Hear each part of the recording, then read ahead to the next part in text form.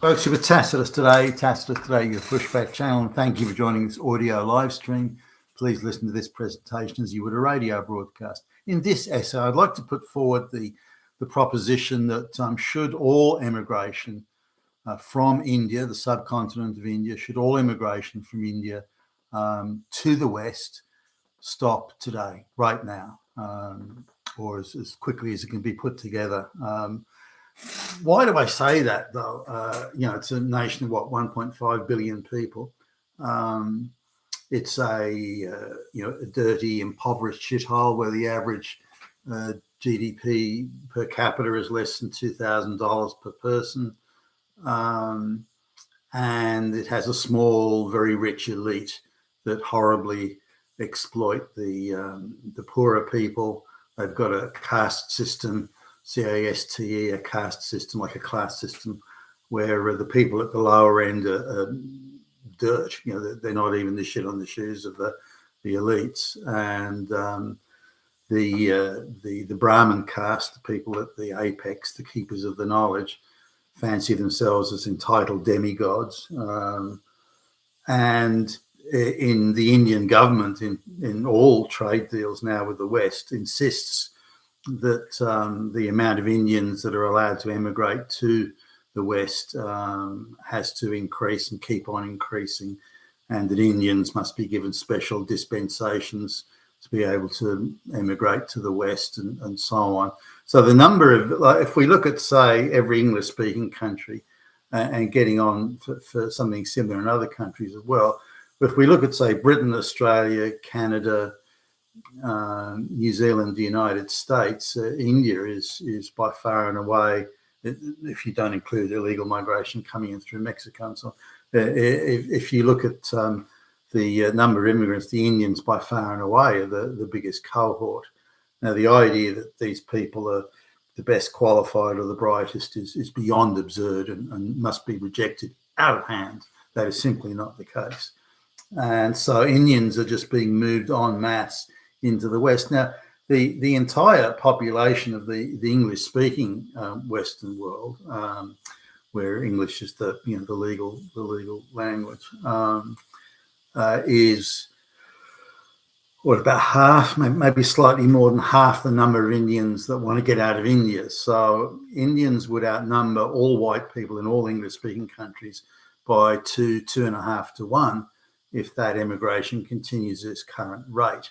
So that's just a sobering thought that in every English-speaking white Western country, the white people will be the minority, and Indians will be by far and away the bigger majority, which, by the way, their nationalist activists, Indian nationalist media celebrates as being inevitable. And the amount of articles that you see and the comments on their online forums and so on is, well, in the next 20 years, we'll be the majority in Australia anyway, and so we'll decide what's going to happen. We'll tell the white people what's happening. And now these are all sort of sobering thoughts. The idea that, the grinning, smiling, head wobbling, submissive behavior of the Indians is some sort of indication that they're going to be easy to get on with, or good people to do business with, or the sort of masters that you'd happily have. Don't fall for that's part of the natural deceit, I would argue, the natural deceit of their character to pretend to be your friend, pretend to be submissive and groveling and so on, but in reality they're only seeking to cheat you and deceive you, which is certainly, by my experience. And by the way, the first Europeans that went to trade with the Indians, that's exactly what they said back in the day. Now, I'd sort of ascertained that through my own, having been traveling on international business for many years across, the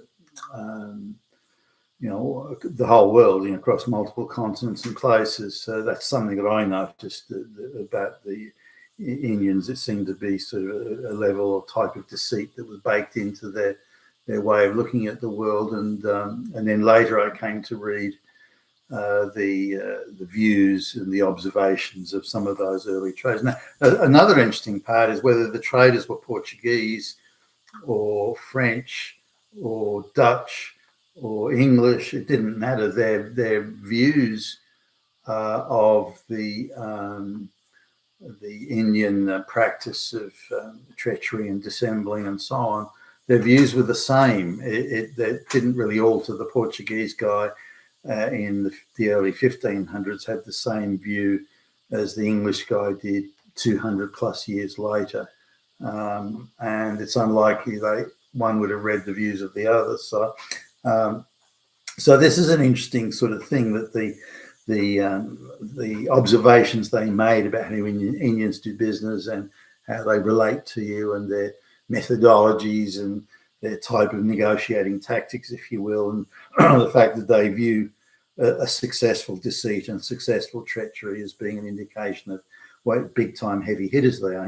Hey, I deceived the white guy there. I cheated the white guy to this. That means I am a much bigger person. So the primary aim of their approach to interaction is to deceive and to cheat and to fraudulently represent themselves. And that hasn't changed today when we look at the Indian attitude to migration, whether it's H-1B visas in the United States or anywhere else.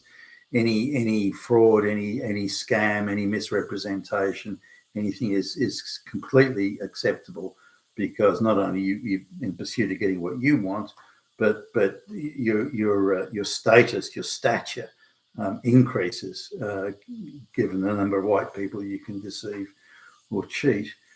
So they've got a very different attitude and view. Now, in the H-1B visas, where there's lots of talk, well, the cap's at 85,000 a year. The reality is there are numerous workarounds on that, and so the number of Indians on H-1B visas, in any given year is in excess of 300,000 now, or high 200s, low 300s, maybe is a better way of putting that. But some of this comes from the extensions to the H1s. So they've got a visa to work for a year or 3 years or whatever, then they get a 12-month extension. So that adds to the. But depending on whose numbers you want to look at, around 80% of all these H-1B visas are given to Indians. Now, you'd think from that well, gee, wow, these Indians must be all a bunch of fucking geniuses. That's simply absurd, and it's not true. The Indians are not by any certainly none that I have worked with, none that I've hired, worked with, interacted with, done business with, none of them have been impressive. Now, they've been nice to talk to. There's a guy I spoke to who was an expert on 1950s British black and white movies, so he could talk about Ray Milland and Kenneth More and Wilfred Hyde White, and he could talk about all the actors of the day and the movies and so on. And he was a nice guy to talk. I enjoyed talking to him. He was great to sit down and have a cup of coffee with, and we chortle about the movies. And other guys that are Indians I've come across, they're great to talk philosophy, and they can quote tracts from Plato and all sorts of things like that. And they're nice to talk to, or we can discuss the merits of the novels of Dostoevsky or something, that too. So it's not that they're not philosophically and from a literary point of view interesting and pleasant to talk to. The Brahmins, the well-educated Brahmins are, but when it comes down to actual work and work ethic and honesty of interaction and the trust between working colleagues and that sort of thing, then they're nowhere to be found. Deceit and treachery is their standard stock. Dissembling, all sorts of things on a scale. Not that you don't find it in other people, you do. It's the scale of it. They don't seem to know any other way of interacting, which I found quite astonishing. Only on things that absolutely don't matter in any way, shape, or form are they prepared to be even somewhat honest or direct in their dealings. So I found that sort of an interesting sort of aside of me. So every Indian that I hired, I had to fire. Okay, I think there was one Sikh guy was maybe the exception of that. Same goes for the women. The Indian women I've hired were even, I would think, slightly worse. Their sense of entitlement and their sort of trembling chip on shoulder attitude is even worse than the men. So I don't think Indians make. I think they make very bad migrants. Now, on top of that, they don't want to. Some do. I mean, there are exceptions. There are people like, say, in the United States, people like Dinesh D'Souza, for example, or J.D. Vance's wife. Or there are people that come to assimilate and integrate and be part of the Western culture and life, but very, very few. Even after 5, 6, 7 generations being born in a country, the integration rate is like 2%. So it'll give you an idea. Now, do you want to bring in people to the West in such huge numbers? By just 1 or 2, who cares?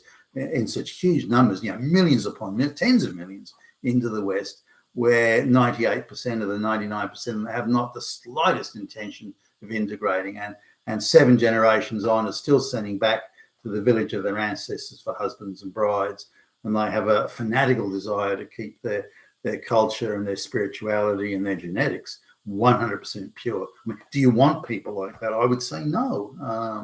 Now, on top of that, the Indians are very, very fixated on serving their own interests. Firstly, the interests of their direct relatives, then the next tier of relatives, such as the second cousins and people of the village, maybe where their ancestors have been good buddies for hundreds of years, thousands of years, and then they look after their diaspora generally, typically within the class or the caste system they've got. So nonetheless, they have no intention of sharing with the white people. Now, they'll take white people's money and they'll gladly accept the affirmative action gifted jobs that they get, the affirmative action degrees and so on they get for being brown and this sort of stuff. They'll happily accept the handouts.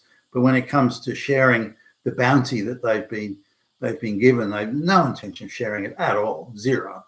And they only want to do business with other Indians. And they'll only buy cars from the dealership owned by the Indian guy, and so on and so forth. The Chinese are not quite as bad, but largely the same. You go and look at a house that's being renovated. Some rich Communist Party generals bought it. The house that's being renovated, grandly renovated, by the way, remodeled, and you'll find only Chinese tradespeople, Chinese workers and labourers on the site. I mean, how do they do that when they're in Australia, for fuck's sake? So anyway, coming back to the thing, due to the huge numbers, due to the very high resistance of assimilation, due to the very pronounced reliance on bribery, corruption, treachery, deceit, scams, lies, misrepresentations, which is their way of doing business, and they get double bonus points for cheating a white person. So if they can cheat, the Australian Immigration Department and which they view generically as white, by the way, if they're able to do that, then that makes them double brilliant. And there are various sort of methods of control are brought in, such as English language.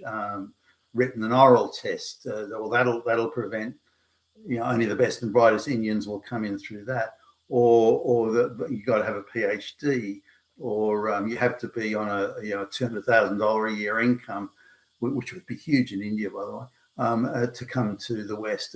These sorts of things. The Indians can effortlessly bribe and corrupt and cheat and so on their way through that. Those sort of controls only work with honest people and places where you can check and where there are meritorious, standards, not a bribe paid here or there is no way of controlling it other than when the Indian arrives in the West, you sit them down and say, right there, you're now going to do this exam, and while I sit here and watch you, and if you pass the exam, then fine, we can have that conversation about you migrate. But until that time, no, nothing produced out of India, or nothing you can get to and do corruptly, as in bribe a immigration official or bribe someone in some school somewhere to say that you attended this and you passed the test that. All the PhDs the Brahmins have are obviously there's going to be some exceptions. They're all acquired through bribing and corruption and using the family status or threats to the lecturer to say you'll never work in this town again. So because of these issues that I've described in this video, I believe mass Indian migration to the West will and is currently destroying the West and decaying it from within in a way that couldn't possibly have been imagined. This idea that Musk and Ramaswamy and all these people they're all these brilliant genius Indians that had to be brought into America, and there's nowhere else in the world you can find these people, and which is illustrated by the number of Indians, the approximately 80% of Indians doing the H-1B visas. That's bullshit. That's bullshit. The idea that these geniuses only come from India, whether it be AI or anything else, is utter and absolute preposterous nonsense. But it illustrates the success of the corrupt practices, I believe, of the Indian diaspora in being able to put that across. But everywhere across the West, and emphasis on the English-speaking countries, Indians are by far and away the biggest cohort of immigrants, and they believe they're entitled. And they're going into everything. They're out of suburban, as in the far fringes of Sydney. There's one I went to recently where 3 years ago there was you'd barely see a non-white face on the train platform, and I went there just a few weeks ago, and I was staggered at that now it's 50% Indian, and in that space of time. I mean, fuck, how did that happen? So this gives you an idea of the scale of the imports being brought in, and the Indians are not needed. Now the Indians are being gifted affirmative action jobs everywhere. The idea that someone that lived in some rural part of India working at some bullshit job that they in a family business that's a monopoly, the idea that they would be the best available employee out of all the other employees is utter nonsense. So there's affirmative action. So the entire employment situation in Australia and elsewhere in the West is being thoroughly debased just to give these Indians that aren't needed anyway, just to give them jobs that they otherwise couldn't get. And I remember what it was like for the Indians before affirmative action job gifting came in. They couldn't get, they were reduced to walking around in groups. They just appear in the reception area of a company, 20 of them would appear, like the whole fucking village had come over from India. And they just come into reception and just say, I'm looking for a job. And their credentials were, look, I brought my third cousin along with me. That just illustrates the sort of the family support. They had no concept of Australian or Western culture, not even the slightest idea. So the idea in a third world country is when you arrive at 20 people is you employ one person, but you get 20 workers, which ends the same in other third world, like Indonesia and Philippines and all those sorts of places like that. So a very different view of the world. Similarly, before affirmative action came in education, Indians were always in the bottom class, always. and I remember this at school, the high school. The bottom two classes were had every Indian that was in the school. There weren't that many back at the time.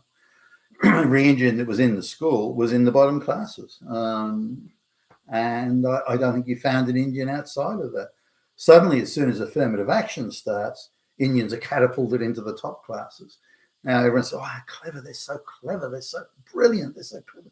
Well, how come they couldn't be in the top classes when there was no affirmative action? Why are they only now so brilliant and clever when affirmative action is on? So anyway, this is my view, but I think now that because of the size of their population, their behaviour and attitudes, sense of entitlement, Indian mass migration to the West is probably one of the, if not one of the biggest, if not the biggest danger to the West that we've ever seen, and it's something that's not been noticed or not been noticed to a sufficient extent. You've been fantastic today. You're Pushback Channel. Thank you for listening.